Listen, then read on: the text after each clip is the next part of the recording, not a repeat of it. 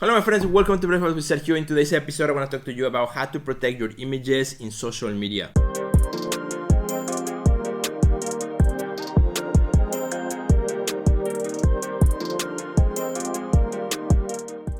Well my friend, welcome back to Breakfast with Sergio. Welcome to my table. On my plate today I have 3 delicious blueberry pancakes that my wife made.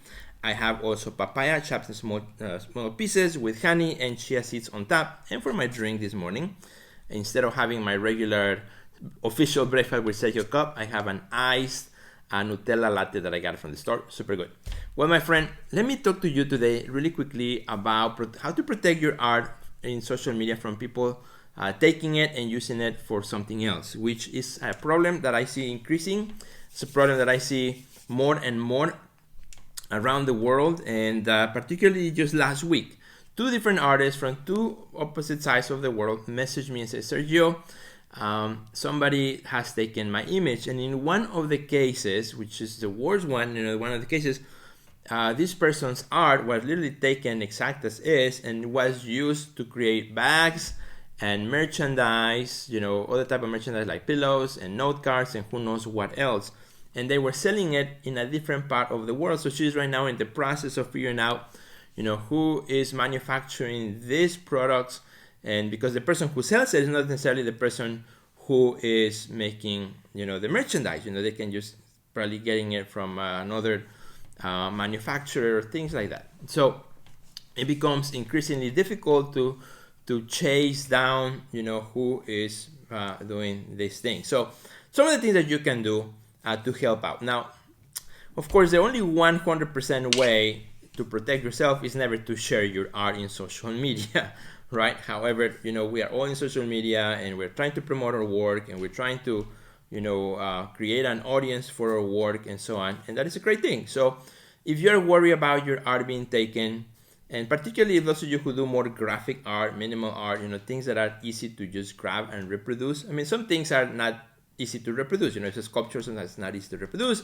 If it is, work that has a lot of texture or a lot of detail, well, by the time it gets small, it doesn't reproduce as easy. But for some of you guys' work, it is very easy to reproduce. So what I would suggest, give you some options here. One is you can put a watermark on your artwork, and I see a lot of artists who do that. Put a watermark, sometimes at the bottom or all the way across, or now, again, that's an option that you have, and many artists use it. Now, again, that protects it, but still, somebody can still, who is a very skillful at Photoshop, can clean that up, can find ways to do it. So, again, what you want to do is just make it harder for anyone to, to just grab and use. But watermarks is one way. Now, if you don't like that, another way you can do is the option that I've been taking more recently is what I've been doing is I've been taking all my work that I share on social media in a smaller scale. In other words, I make it small as much as I can while still providing a nice image. So for example, what I do is I no longer upload my image in full frame. I use an app that's called InShot, which I have shared it with you in Breakfast with Sergio before. You can find the review of that app, InShot, InShot, InShot, and that app, and there are many others, but that app, you can do is you can take your picture, put it in a square format, specifically for Instagram, and make it smaller so you have some white space around it. And again, you're just taking your higher res photograph and just making it smaller so that you're not uploading all the full detail of that image and right onto your social media. So that's one way of doing it, particularly for Facebook, because although on Instagram, when you upload it, it will automatically downsize it to the size of an Instagram post. On Facebook, you can still upload high-res pictures. So you gotta be careful with that, particularly on Facebook. So I would downsize it and then use the same downsized image for both Instagram, Facebook, LinkedIn, Snapchat, whatever it is you're posting. So that's one way in which you can do it. Now, another thing you can do is, which I think is probably the best one, is you take a photograph of your art in the context of how it exists in the world, right? You could be holding the artwork if it's small enough, and then when you take the photograph, take it in a little bit of an angle so it becomes harder to reproduce, right? Harder to just grab and copy. take for example this painting that's right behind me, right on my left hand side, your right hand side of the screen. That's a painting, right, that if I were to show it at perfect full frame and square format on Instagram, well, it would be really easy to just grab and take and reproduce. But if I take the photograph of the artwork like it is on the wall, of course a little bit closer, but then a little bit in an angle, right, just again shows the artwork in the context of the world, it makes it a lot harder to just grab and use because, well, it is tilted, it is not in full resolution, it has the reflection and things like that.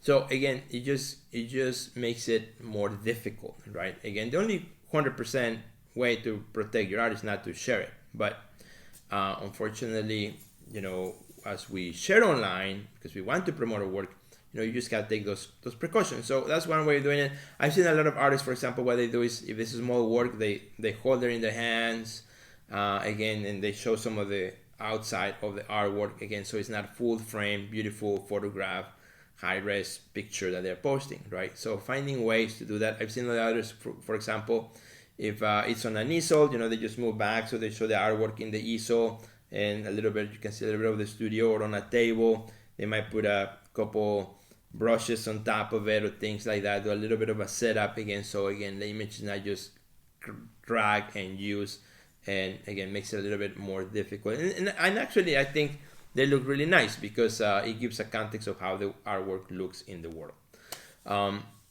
That's something you can do. Another idea is you can use wall apps, in other words, applications that you can download on your phone, or you can do it online too, where you can put your art on the wall on a simulated environment like a home or office, and you can, size it to scale, and it puts it there. And that works really nice too, because again, the work is not shown in full frame, in full resolution. It's much smaller, and actually it's cool because you can see how the work will look in real life in a living space or in an office space or whatnot. So that's another option that you have that you can do, and this is very convenient. You can download those apps, and I have also a whole episode of Breakfast with Sergio and how to use those and should you using those apps, and I think it's a great way to use them. And those are the things that I want to share with you. Now, if you want to find if any of your images appear in another person's website that you did not give permission to use, you can always do an image search on Google. You go to images.google.com. You can upload any of your artwork, and Google will show you every website where that image is featured.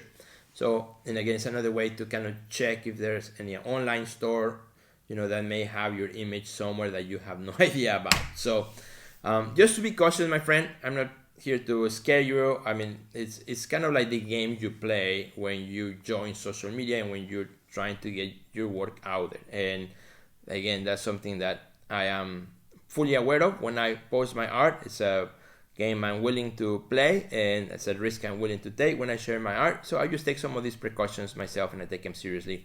And I just want to share that with you because I think this is an increasing problem, where people just go and grab what they like and then just start creating merchandise and making money out of it, which is the worst. Now, it's okay to share when somebody shares your image, especially if somebody who's in your community shares your images and you are still attributed as the author. That is cool. That is awesome. I love when somebody shares my art and says, art by Sergio. That is awesome. That's great. I say thank you for doing that. But when it's just grabbed out of context and posted and no attribution to the artist, that's when I find it to be a huge problem. So thanks, my friends, for watching this episode. As you can see now, the sun is almost hitting right here in my face. When I started this episode, the sun was over there. It's moving. So I got to finish it, and because I cannot hardly see anymore. So thanks, my friends, for watching this episode of Breakfast with Sergio. Share it with your friends. This is a very important topic. Share it with your friends. And I will see you in the next episode of Breakfast with Sergio. Goodbye.